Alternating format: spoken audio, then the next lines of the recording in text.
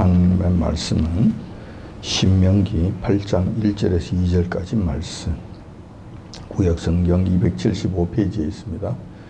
구약성경 275페이지, 신명기 8장 1절에서 2절까지 말씀 찾으신 줄 알고 제가 받들어 봉독하겠습니다. 내가 오늘날 명하는 모든 명령을 너희는 지켜 행하라. 그리하면 너희가 살고 번성하고 여호와께서 너희 열조에게 맹세하신 땅에 들어가서 그것을 얻으리라. 내 하나님 여호와께서 이 40년 동안에 너로 광야의 길을 걷게 하신 것을 기억하라. 이는 너를 낮추시며 너를 시험하사 내 마음이 어떠한지 그 명령을 지키는지 아니 지키는지 알려 하심이라. 아멘. 오늘 본 말씀을 중심으로 해서 내 마음을 시험하자 하심이라 라는 제목으로 말씀을 나누고자 합니다. 사람은 누구나 행복을 꿈꿉니다. 당연히 고난과 어려움, 역경은 싫어하고 피하고자 합니다. 이것은 본능적인 현상이 아닌가 생각되어집니다. 그래서 세상 사람들이 바라는 것은 금수저를 입에 물고 출생해서 금수저로 살다가 세상을 끝마치는 것입니다. 이것을 추구한다는 것이죠. 근데 과연 그대로 될까요? 마음대로 되는 것이지 아니죠. 그렇게 추구하지만은 세상은 그렇지 않다는 것입니다. 성경에서는 분명히 말씀하고 있습니다. 인간의 타락한 본성을 누구보다 정확하게 알고 계시는 하나님께서 이 세상에 일어나는 일들, 이 세상의 상황에 대해서 말씀하시기 때문에 이것은 정확합니다. 가장 확실합니다. 그래서 그 성경에서는 이렇게 말씀하고 있습니다. 금수저가 결코 복이 아니라고 말씀하고 있는 것입니다. 물론 흙수저가 축복이라고 말씀하시는 것도 아닙니다. 다만 인간은 타락한 존재이기 때문에 완전한 존재가 아니고 미완성의 존재들이기 때문에 죄성을 갖고 있는 존재들이기 때문에 고난을 통해 인간성이 다듬어져야 된다는 거예요. 다시 말해서 이 고난을 통해서 철이 든다는 것입니다. 그렇지 않고는 철이 들지 않는다는 것이죠. 따라서 성경적 관점은 흙수저로 태어났던 금수저로 태어났던 그것이 중요한 것이 아니라고 말합니다. 고난이라고 하는 이 훈련 과정을 통과해서 그가 성숙한 인간으로 하나님 앞에 보기에 합당한 인물로 변화되어지는 것이 중요하다고 말씀하시는 것입니다. 오늘은 고난에 관한 말씀을 드리고자 합니다. 광야의 길을 가는 그 삶을 이야기하고자 하는 것입니다. 특별히 우리 주님 다시 오실 때가 임박한 시점에서 살고 있는 우리들이잖아요. 그래서 이 시점에 살고 있는 우리에게 고난의 길을 간다는 것이 어떠한 의미가 있는 것인지, 무엇을 의미하는 것인지 알아보고자 하는 것입니다. 그리고 세상 사람들이 모두 싫어하는 그 고난의 길, 그 길의 끝에는 어떠한 것들이 기다리고 있는지에 대해서도 한번 살펴보고자 하는 것입니다. 오늘 본문의 말씀은 모세를 통한 하나님의 말씀입니다. 이 본문의 말씀은 과거 40년 광야 생활을 회상하면서 백성들에게 교훈이 될 아주 중요한 말씀을 하나님께서 모세의 입술을 통해서 전하시고 계시는 그런 장면입니다. 그 중에서도 특히 광야 길을 걷게 된 사실에 대한 의미를 가르쳐 주고 있다는 점에서 더 중요하다고 이야기할 수 있겠습니다. 사실 광야에서 삶은 그 자체가 고난의 연속입니다. 광야라고 하는 것은 그곳은 어려움과 고통과 험난한 일들이 질비하게 널려 있는 그런 곳입니다. 삶이 풍요로운 곳이 아니고 아름다운 곳이 아니고 쉴 수 있는 그런 곳이 아니죠. 어느 하나 쉬운 것이 없는 곳이기도 합니다. 그래서 괜히 광야길 이렇게 말하는 것이 아니라는 겁니다. 광야의 삶이 얼마나 척박하고 또 결코 만만치 않다라는 것은 하나님께서도 인정하시는 사실입니다. 요한께서는 광야 그 길이 쉬운 길이라고 말씀하지 않습니다. 험난한 길이라고 말씀하십니다. 이것이 신명기 8장 15절에 그 말씀이 기록되어 있습니다. 8장 15절에 보면은 너를 인도하여 그 광대하고 그 위험한 광야 곧 불뱀과 전갈이 있고 물이 없는 간조한 땅을 지나게 하셨으며 또 너를 위하여 물을 굳은 반석에서 내셨으며 내 열조도 알지 못한 만나를 광야에서 내게 먹이셨나니. 자, 이런 말씀을 지금 하시는 거예요. 자, 이렇게 본다면은 첫째, 광야는 광대하고 아주 위험한 곳입니다. 요 하나님께서 말씀하시는 그런 곳이에요. 두 번째, 이 광야는 불뱀과 전갈이 있는 곳이에요. 불뱀, 전갈 같이 살 수 있겠습니까? 생각만 해도 그냥 소름이 끼치는 그런 짐승들이 있잖아요. 이렇게 이런 자들이, 이런 짐승들이 버글버글 하는 곳이에요. 버글버글 하는 곳이 이들과 더불어서 살아야 되는 거예요. 위험천만한 곳이죠. 또 세 번째, 광야는 물이 없는 건조한 땅입니다. 물이 있다면 광야가 될 수가 없죠. 풀이 있고 초목이 있고 나무가 있고 또 옥식들이 자라고 많은 짐승들이 거기에서 노래를 부르고 할 것이란, 그렇게 되면 그렇게 될 것이죠. 그러면 인간들이 살기에도 참 낙원 것 같은 그런 모습이 될 거예요. 그런데 물이 없는 건조한 땅이에요. 그러니까 광야가 돼버린 거예요. 황량한 흙바람만 날릴 따름이고 돌멩이만 굴러다니고 풀이라고는 찾아보기가 힘든 그런 곳이라는 겁니다. 물이 없으면 생물들이 살 수가 없잖아요. 생물들이 살 수 없으면 사람도 살기가 힘든 거예요. 살 수가 없는 거예요. 광야가 그런 곳이라는 것입니다. 네 번째는 또 광야는 먹을 것이 없는 곳입니다. 하늘에서 만나를 내려주지 아니하시면 모두 굶어 죽습니다. 그게 먹을 것을 구할 수가 없기 때문에 그래요. 광야가 그냥 광야가 되는 것이 아니라 먹을 것이 없기 때문에 광야가 되는 거예요. 열심히 노력한다고 먹을 것을 구할 수 있는가? 그렇지 않아요. 광야는 아예 열심히 노력해도 안 되는 곳이에요. 여러분들이 이것을 아셔야 돼요. 열심히 한다고 모든 거 다 된다고 생각하는 것은 세상적 논리입니다. 사탄이 인간들을 속이는 말입니다. 성경에서는 안 되는 것이 있다고 말씀하십니다. 아무리 해도 안 되는 것이 있는 거예요. 광야에서 먹을 것을 구하는 것은 인간이 아무리 노력해도 안 되는 거예요. 그래서 여호와님께서 하늘에서 만나를 내려주시는 거예요. 그렇지 않고는 그들이 살 수 없는 곳이기 때문에 그런 거예요. 그러니까 이러한 광야의 삶이라고 하는 것은 결코 만만한 삶이 아니다. 결코 쉬운 삶이 아니다.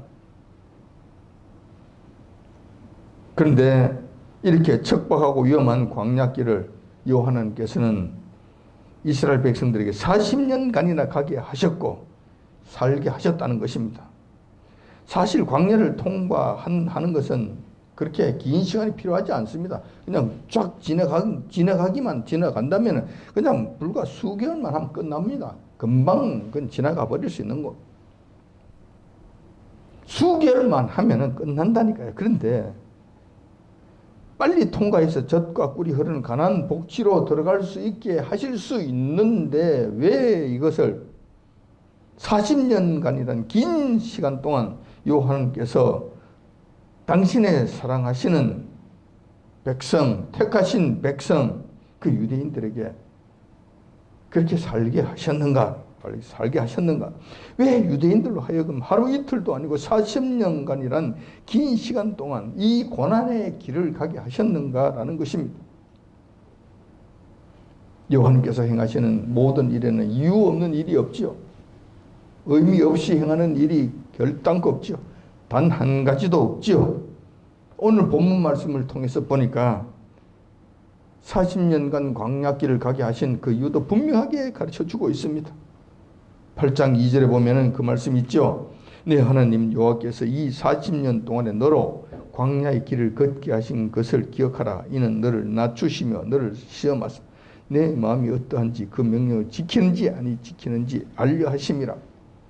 이 원인을, 그 이유에 대해서 분명하게 말씀해 놓으신 거예요.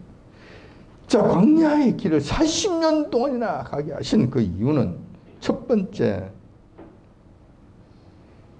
당신의 백성들을 낮추시기 위함이셨다라는 거예요. 낮추시기 위해서 이 일을 하셨다는 거예요. 여기서 낮추다라는 말의 원어는 아나예요. 아나인데, 아나라는 그 원어의 의미는 원래 그냥 진 누르는 거예요. 압박하는 거예요. 기름 짜듯이 그냥 들이 짜 누르는 거예요. 이렇게 해서 괴롭히는 것을 의미하는 거예요. 그 원어적 의미는 그런 거예요. 그 본문에서 이 의미는 이렇게 되는 거예요. 여호와 하나님께서 목이 고다 하나님의 말씀에 순종하기를 힘들어하고 순종하기를 원치 아니하고 머리를 흔들어 대는 유대인들을 광야 생활을 통해서 압박하고 내려눌려서 조용하고 고분고분하게 만드는 것을 말씀하시는 거예요. 그래 내려눌려서 고분고분하게 만드신다는 거예요. 뻣뻣한 것을 부들부들하게 만드신다는 거예요. 이 광야의 길이 아니면 이게 안 된단 말이에요. 이런 심성이 고쳐지지를 않는다는 거예요. 영어 성경에서는 이것을 낮추시다는 이 말씀을 humble라는 단어로 번역을 했습니다. 겸손하게 하다는 이런 의미잖아요. 적절한 해석으로 보이는 거예요. 이 광야의 기간은 헛된 기간이 아니고 이런 중요한 의미를 갖고 있는 이런 기간이었다는 거예요. 또 두 번째 목적이 또 있지요. 요한님께서 두 번째 목적을 또 말씀해 놓으셨어요. 그들을 시험하시기 위함이었습니다. 여기서 시험은 테스트를 의미하는 겁니다. 테스트, 그 상태가 어느 정도인지 점검하시기 위한 시험이라는 것이죠. 어떠한지 체크하기 위한, 하시기 위한 방편으로 이 시험이라는 것을 사용하시는 것이죠. 사탄이 사용하는 이 시험하고는 완전히 근원적으로 다른 것이죠.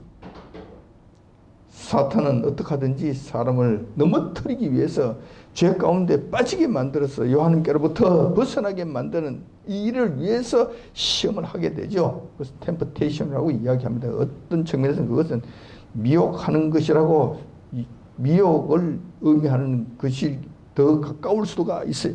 근데 여호와 하나님께서는 당신의 백성들을 대상으로 이런 미혹을 하신다거나 그냥 넘어지게 하신다든가 이렇게 하시는 것이 결단코 없습니다. 절대로 그런 일을 하지 않습니다.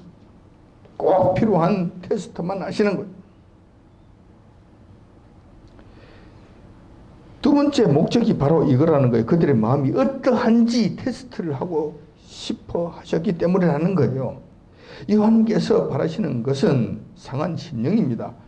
즉 다시 말해서 진실된 마음이라는 거예요. 여호와님께서 원하시는 것은 그 진실된 마음이요. 그래서 그 여호와님께서 이 광야 40년 그 기간을 통해서 그들의 마음 상태가 어떠한지 테스트해보고 싶은 거예요. 그들의 심령이 진정 여호와 하나님을 사랑하는지, 여호와 하나님을 경외하는지, 여호와 하나님을 따라오는지, 여호와 하나님의 말씀에 순종하려고 하는 것인지, 이 마음의 상태를 한번 확인해보고 싶으셨다는 거예요. 이를 위해서는 광야의 길보다 더 좋은 환경이 없지요. 광야의 길에서만 이것을 제대로 확인할 수 있고 제대로 테스트할 수 있고, 반면에 우리 믿는 성도들은 이 광야의 길을 통해서 나의 진심을 여호와님 앞에 제대로 증명해 보일 수 있는 기간이 되기도 하는 거예요. 이것이 없다면 증명해 보일 길이 없어요. 물에 물 탄 듯이 그렇게 지나가기 때문에 그래요. 요한께서는 이 광야의 40년 기간을 통해서 성도들의 그 심령을 직접 확인해 보시고 싶으셨다는 것입니다. 그들이 과연 나를 따르는가? 그 마음의 중심이 나를 향해 있는 것인가? 요한께서는 외모를 보지 아니하시잖아요. 항상 사람들의 그 내면의 중심을 늘 보시잖아요. 근데 사람들은 그렇지 않죠. 반대죠. 그 모양만 지금 보고 있잖아요. 그리고 그 모양이 화려하고 대단하고 가진 것이 많고 하면 그냥 와 그런단 말이에요. 내면은 썩어 문드러졌다 하더라도 그것은 중요하게 생각하지 않습니다. 반면에 여호와님께서는 그 모습은 볼품이 없다 하더라도 그 내면의 심령이 순수하고 착하고 올곧고 진지하고 정직하면 여호와님께서 그것을 소중하게 여기신다는 거예요. 특히 여호와님을 향한 그 마음이 진실되기만 하면 그 어떤 것보다도 여호와님께서는 그 심령을 소중하게 여기신다는 거예요.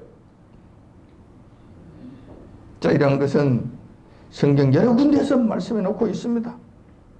사무엘상 16장 7절 하반절에 보면 이렇게 기록되어 있습니다.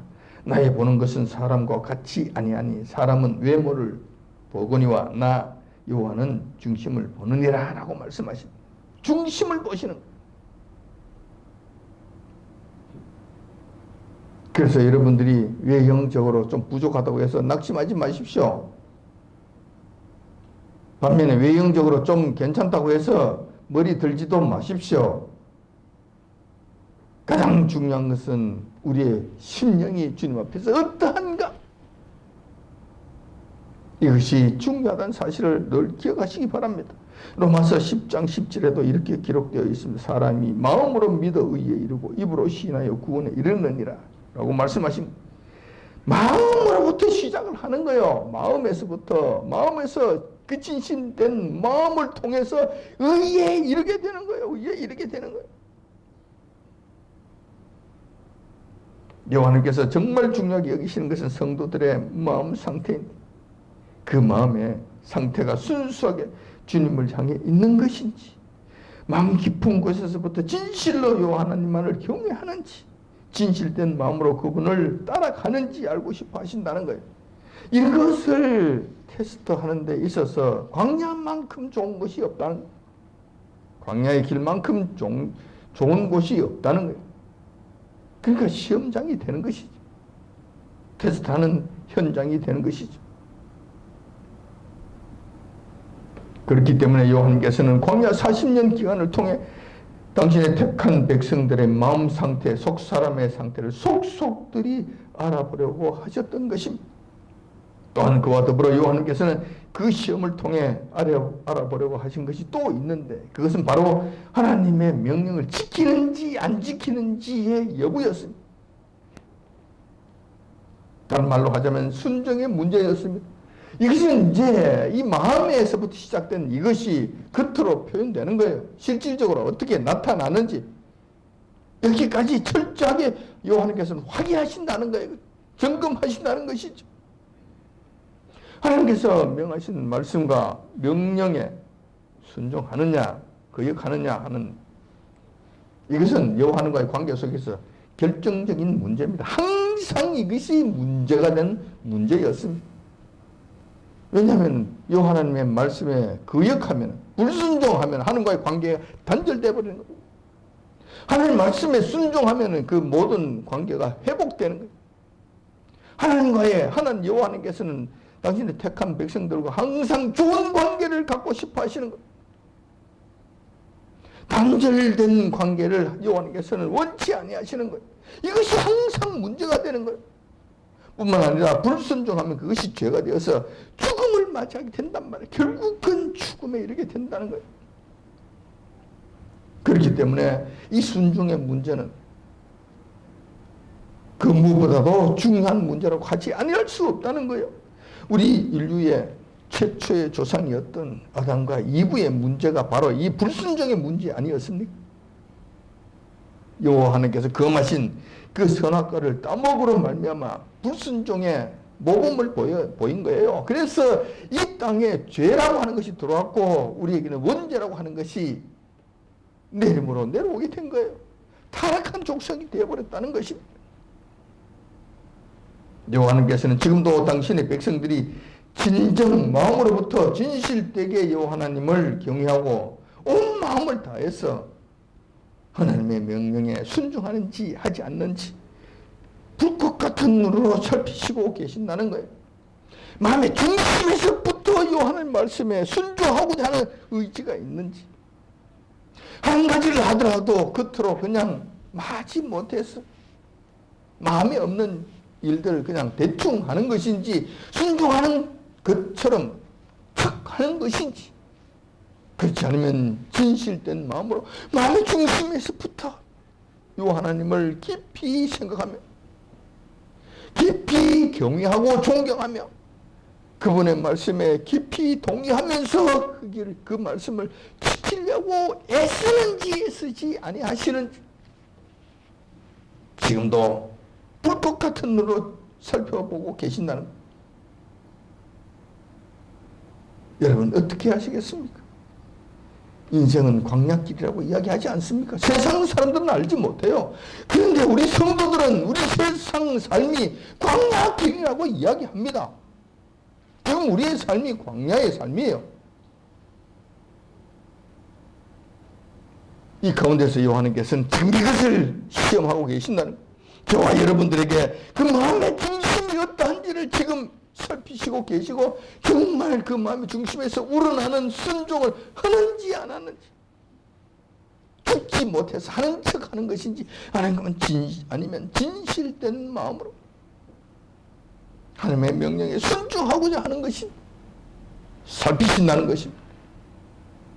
여기서 여러분들 또 너무 크게 오해는 하지 마시기 바랍니다. 하나님께서는 우리의 연약함을 아십니다. 우리 인간의 능력의 한계를 아십니다. 그래서 온전한 것을 원치 않습니다. 온전한 것을 바라지 않습니다. 우리 주님께서 이 땅에서 보이셨던 그 온전하신 순종과 온전하신 그 마음의 순전하심을 우리에게 요구하지 아니하십니다. 거기까지는 갈 수 없다는 것을 우리가 요하나님께서는 아세요. 그러면 어떻게 하라고? 어떻게 하라고? 우리 주님께서 보여주신 그 모범을 통해서 그것을 목표로 삼고 가는 거예요. 그 길로 가는 거예요. 커트라인이 어느 정도 되는가? 늘 말씀을 드리지만 우리 주님께서 결정해 놓으신 그 기준선이 있습니다. 이 기준선만 넘으면 그래, 수고했었다 라고 말씀하시는 그 기준선이 있는 거예요. 그 기준선만 넘으면 되는 거예요. 넘고 그리고 돌아가지 않는 거예요. 진율에 빠지지 않는 거예요. 그리고 그 일을 위해서 계속 애쓰며 가는 거예요. 애쓰며 조금씩 더 나아지려고 애쓰며 가는 거예요. 그러다가 이 세상 생명이 끝날 때까지 그 길을 이루며 그 상황을 이루며 살다가 세상이 끝날 때 끝나는 거예요.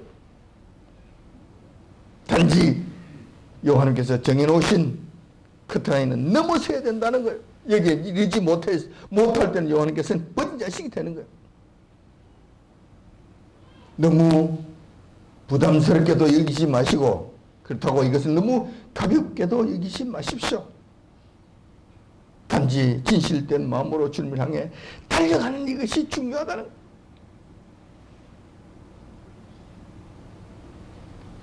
그러면 믿음으로 승리한 믿음의 선진들이 있습니까? 있죠. 많이 있죠. 그런데 내가 초대에서 말씀드렸다시피 사람이면 누구나 행복을 꿈꿉니다. 그림에 살고 있는 거예요. 하지만 그 인간은 태어나면서부터 고난의 길을 피할 수 없다고 말씀을 드렸습니다. 그래서 혹자는 어린아이가 태어나자마자 크게 소리 지르며 운다고 합니다. 너무 앞날이 험난해서 운다고들 이야기하는 거예요. 맞는 거 그기도 하고 틀리는 그기도 합니다. 아무튼 성경은 인생살이를 광야길이라고 말씀하시는 거예요. 그런데 자세히 살펴보면 이 세상에서는 두 가지 고난의 삶이 있습니다. 하나는 세상적 고난이고 다른 하나는 성격적 고난입니다. 세상적 고난은 아무 의미가 없습니다. 아무 의미가 없어요. 세상 사람들이 죄악 가운데 살아간다 고생을 자초하는 것을 말합니다. 이들은 세상을 주관하는 흑암의 권세, 즉 다시 말해서 사탄과 귀신의 권세에 억눌려서 종노릇하면서 사는 거예요. 그렇기 때문에 그들의 삶에 있어서 그럴듯한 것은 없습니다. 그들은 원래부터 정말로 고통 속과 괴로움 속과 지옥과 같은 그런 삶을 가는 거예요. 근데 의미가 없어요. 의미가 없다니까. 결국은 멸망으로 끝나버리니까. 그러니까 그렇게 사는 삶의 의미가 도무지 찾을 길이 없는 허무한 삶에 그냥 얽매여서 가는 거예요. 이 세상 사람들의 고난의 모습이. 반면에 성격적 고난은 다릅니다. 고생한다는 측면에서는 세상적 고난과 별 차이가 없어 보이지만 내면적 세계를 들여다보면 확연하게 차이가 납니다. 첫 번째 성경적 고난은 하나님께서 당신의 택하신 백성들에게만 한정해서 주시는 고난이라는 측면에서 확연하게 다릅니다. 세상 사람들에게 주신 하나님께서는 그들에게 고난을 주시지 않습니다. 그냥 내버려 두십니다. 알아서 하게. 근데 당신의 백성들에게만은 그렇지 않죠. 모른다 하지 아니하시는 것이. 특별히 그들만 한정해서 뽑아서 그들에게만 성경에서 말씀하시는 그 광야의 길을 가게 하신다는 거예요. 또한 성경적 고난을 통하여 택한 백성들의 교만한 마음을 낮추시고 하나님께로부터 멀어져가는 마음을 다잡으시며 진심으로 하나님을 경외하고 섬기며 순종하는 법을 가르쳐주기 위한 방편이라는 거예요. 이 고난을 통해서 하나님과의 아주 긴밀한 관계 속에 들어가도록 해주신다는 거예요. 왜? 하나님과의 긴밀한 관계 속에 들어가야 생명이 있으니까. 그래야 살 수 있으니까. 그래야 행복을 찾을 수 있으니까.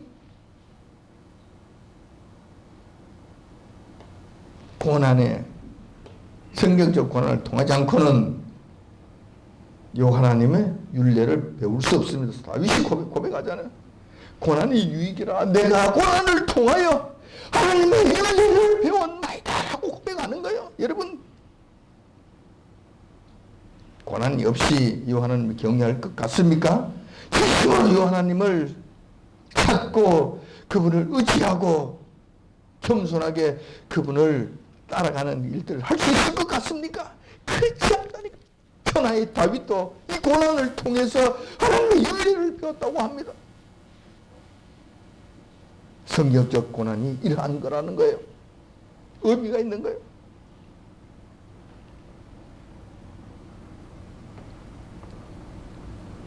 특히 세상적 고난은 결국이 멸망으로 허무하게 끝나는 데 반해서 성경적 고난은 영생에 이르는 어마어마한 축복이 기다리고 있다는 측면에서 세상적 고난하고는 비교 불가합니다. 세상적 고난은 의미가 없어요. 허무로 끝나버린다니까. 죽음으로 끝나고 멸망으로 끝나고 결국은 지옥 행으로 끝나버리잖아요. 그런데 성경적 고난, 하나님께서 주시는 이 고난은 그렇지 않다니까. 한 가지 다 의미가 있는 거예요. 보석처럼 빛나는 한 걸음 한 걸음이 다 되는 거예요.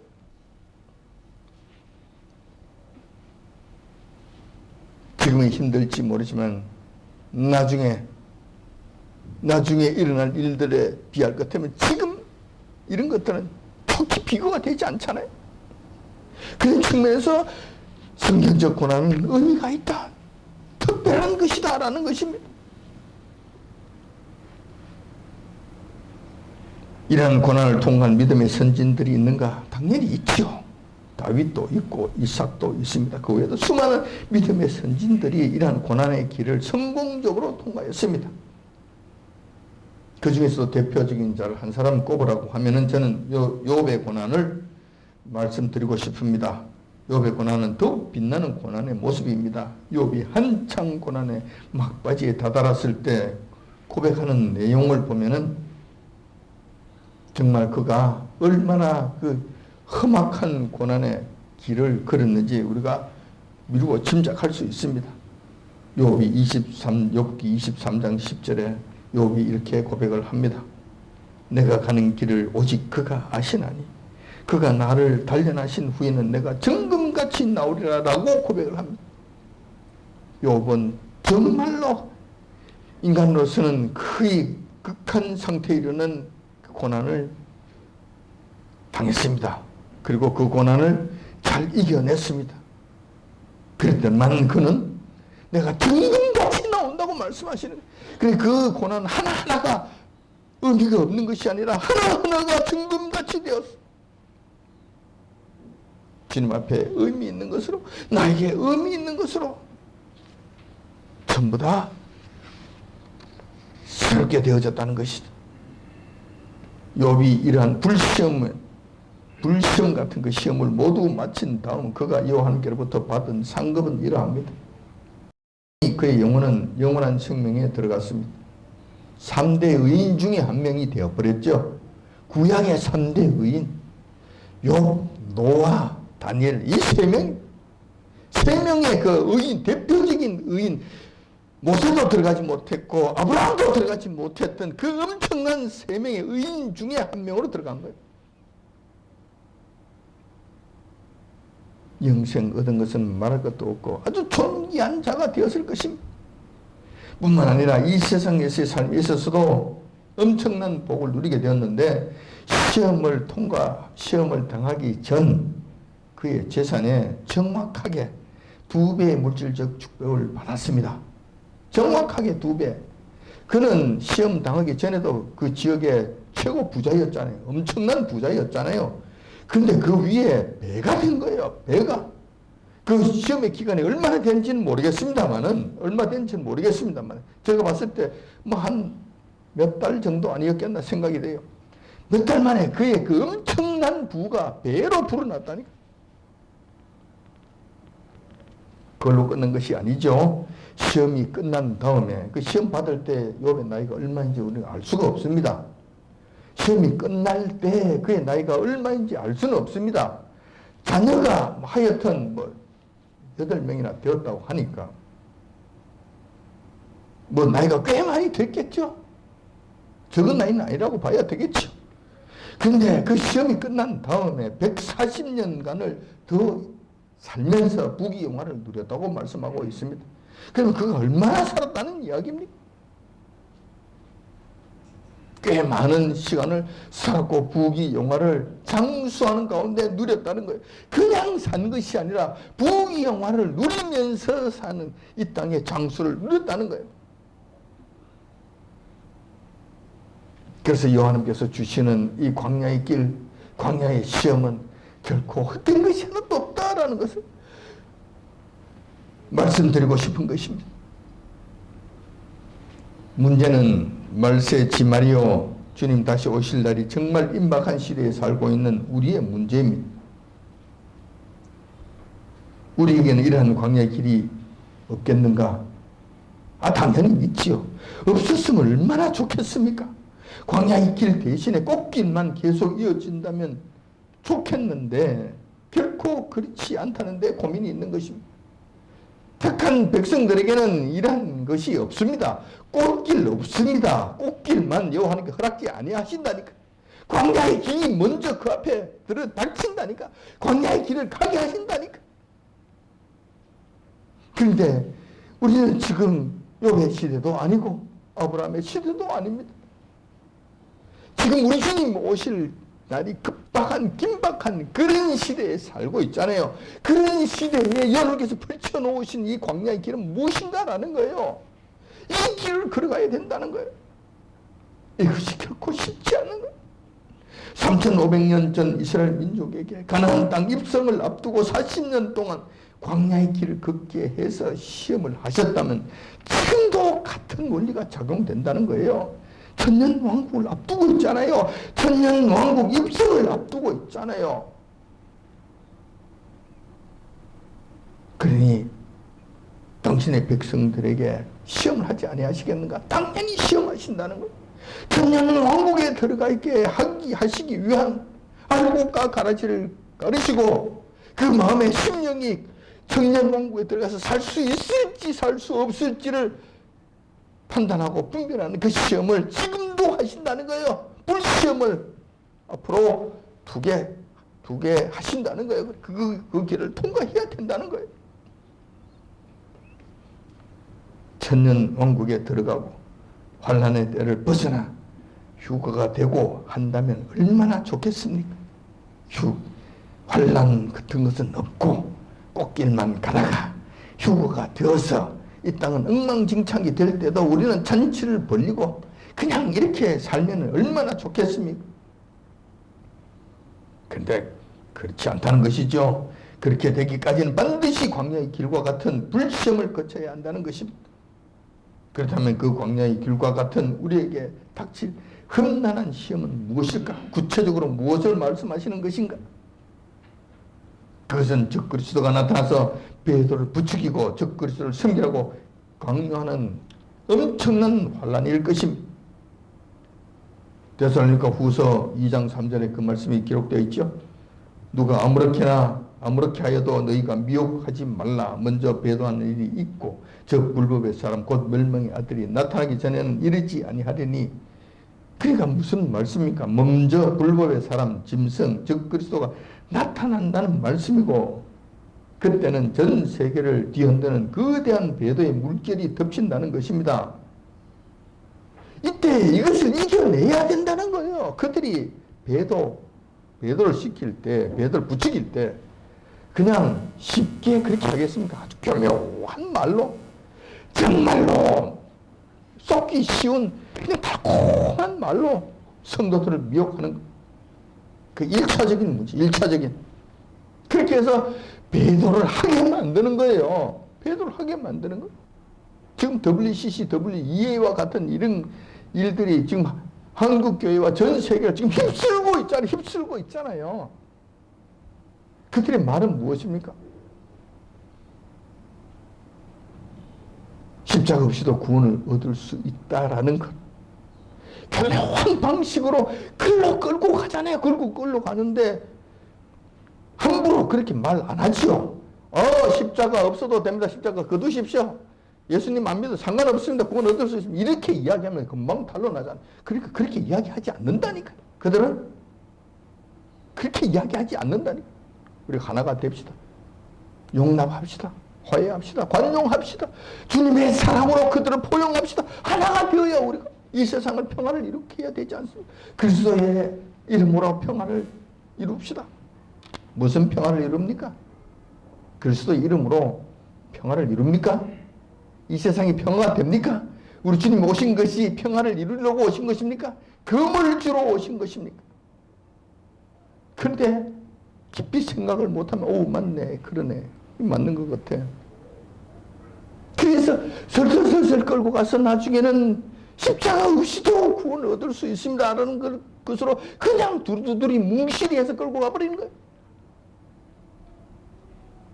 이렇게 해서 수많은 교회들이 여기에 빠지는 거예요. 이 오류에 빠지게 되는 거예요.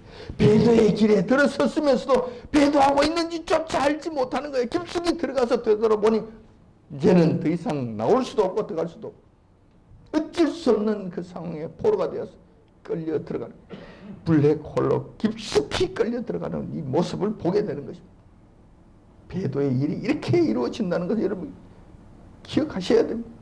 결코 만만하지 않죠. 지금도 전 세계적으로 일어나고 있고 앞으로는 더 큰 배도가 일어날 것을 예상하면서 살아가고 있는 현실입니다. 기억하셔야 돼요. 절대 여러분들 배도에 넘어가지 마시기 바랍니다.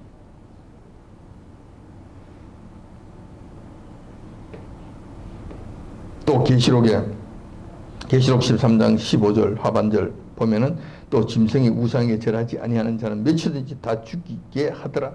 14장 9절 하반절에는 또 이렇게 기록되어 있습니다. 만 누구든지 짐승과 그 우상에게 경배하고 이마에나 손에 표를 받으면 말씀하시는 거예요.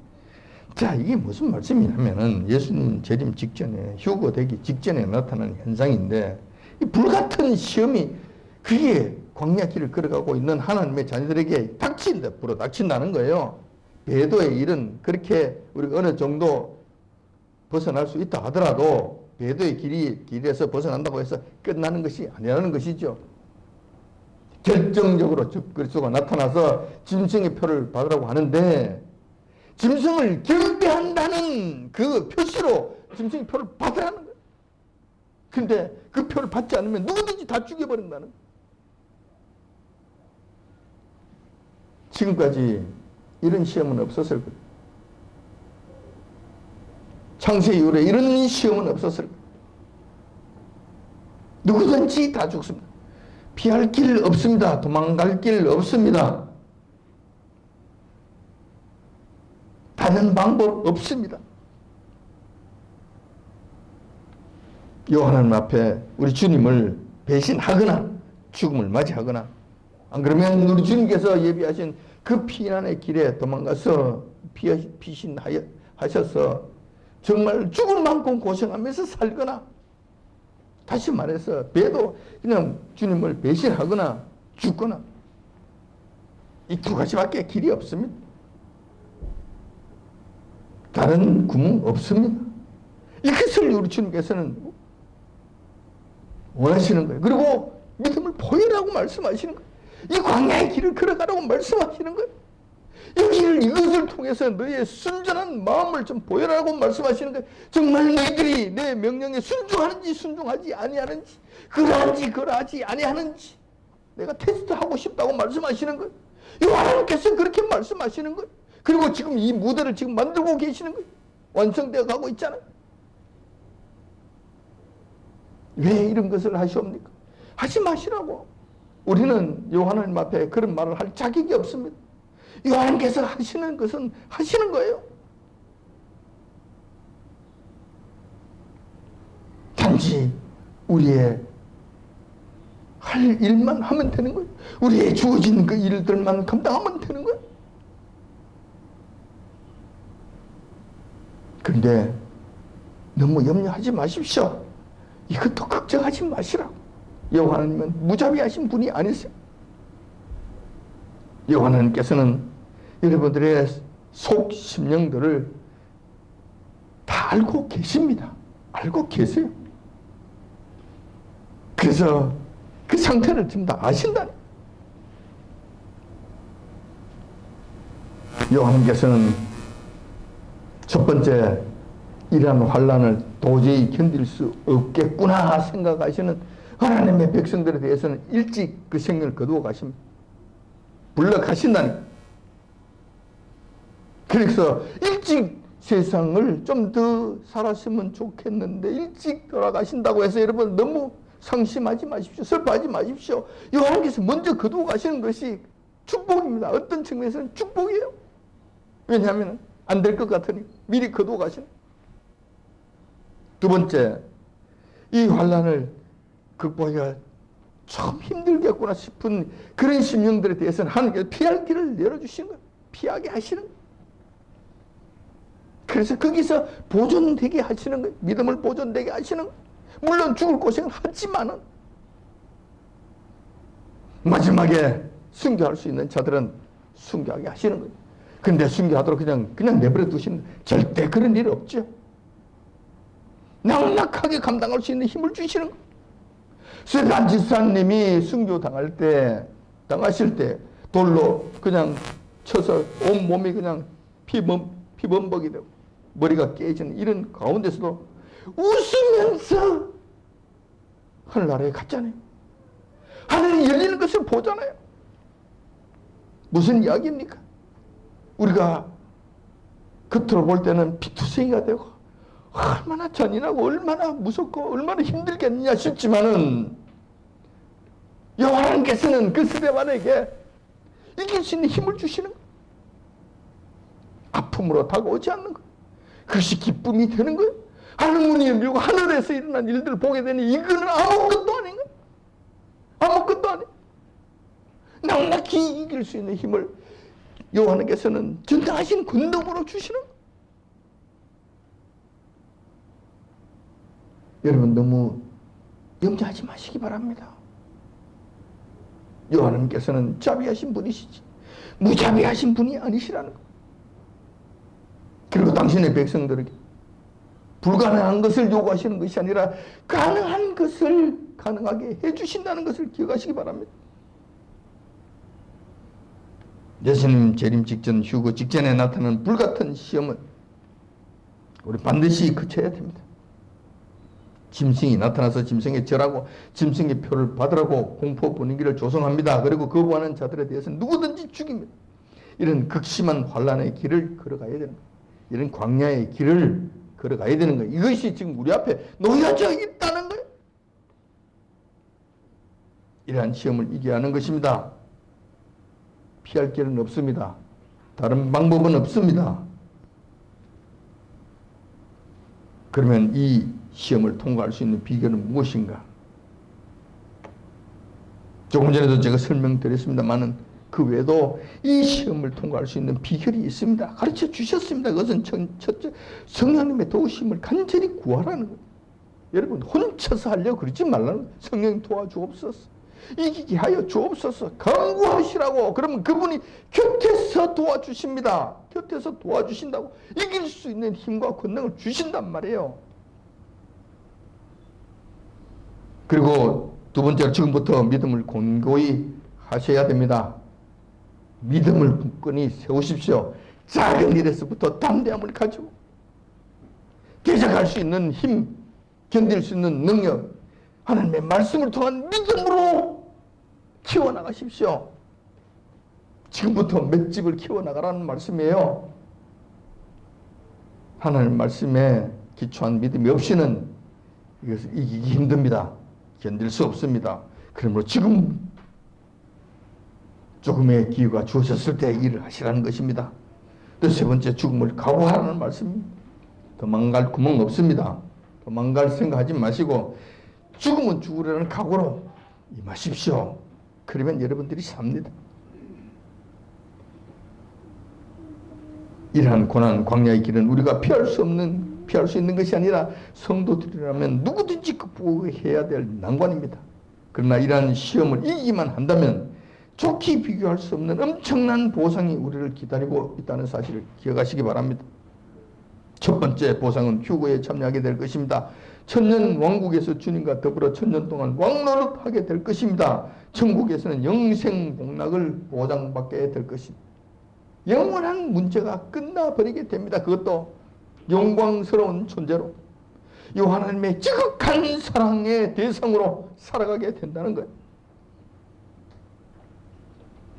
과거 출애굽한 유대인들이 가나안 땅 입성을 앞두고 이 하나님께로부터 40년 동안 광야에서 혹독한 시험을 받았던 것과 같이 천년 왕국과 휴거를 앞둔 우리 믿는 성도들에게도 적 그리스도라고 하는 엄청난 시험이 기다리고 있다는 사실을 기억하시기 바랍니다. 이것은 우리가 반드시 극복해야 하는 광야의 길이라는 것을 다시 한번 잊지 마시길 바랍니다.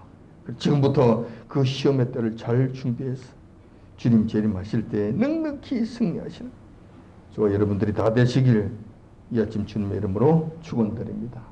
아멘.